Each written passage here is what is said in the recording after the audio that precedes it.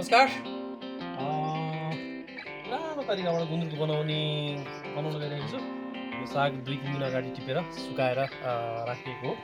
यसलाई चाहिँ यसको पानीको मात्रा पूर्ण रूपमा निकाल्नुपर्ने हुन्छ गुन्द्रुक बनाउनको लागि, नत्र भने बिग्रिन्छ। त्यसको लागि चाहिँ दुईटा विधि अपनाउन सकिन्छ। एउटा यसरी सिलौटोमा अथवा केहीमा कुट्न पनि सकिन्छ भने अर्को पुरानो पारा छ ढुङ्ग्रोमा कोत्ने अनि मजाले यसलाई खान्ने अनि यसको पानीको मात्रा पुरै निस्किन्छ।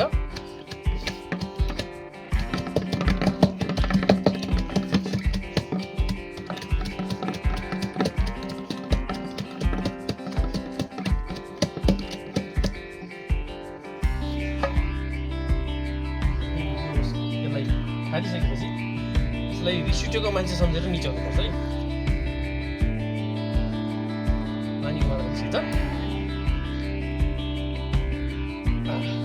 यसलाई यतिको त राख्यो। यही क्रममा यहाँ भएको सबै साग सक्ने अनि त्यसपछि फेरि यसलाई अझ एउटा टाइट भाँडोमा थुनेर राख्ने। त्यो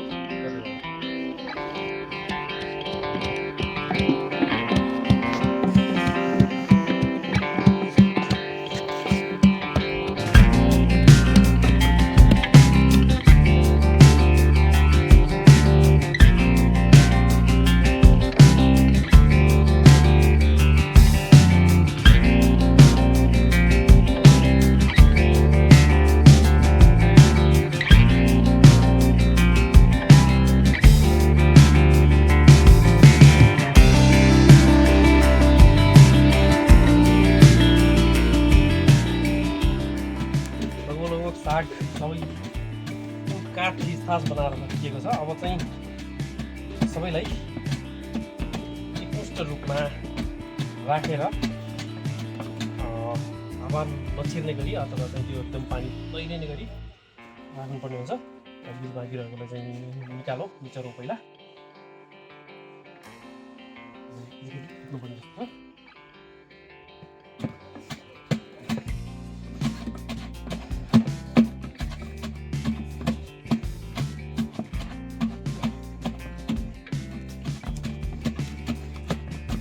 गाउँले मान्छे स्वस्थ हुने कारण यस्तो काम गर्नुपर्छ।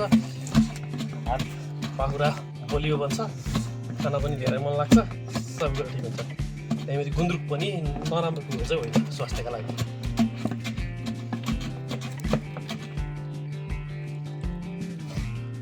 पोखियो सबै सकिएको छ। अब यसलाई सबैलाई पुनः एकपटक यहीँभित्र हालिन्छ। अघि भने निकाल्दै राख्दै गरेको थियो, निकाल्दै भने अब चाहिँ राख्ने मात्रै हो, यहाँबाट निकालिँदैन।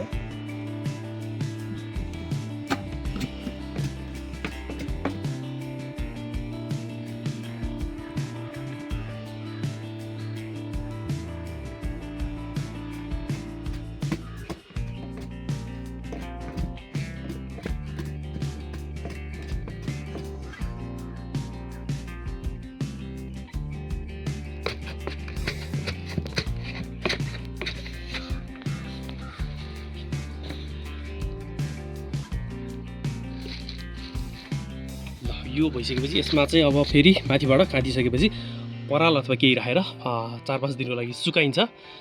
अनि त्यसपछि कस्तो हुन्छ त्यसपछि देख्न पाउनुहुन्छ है त।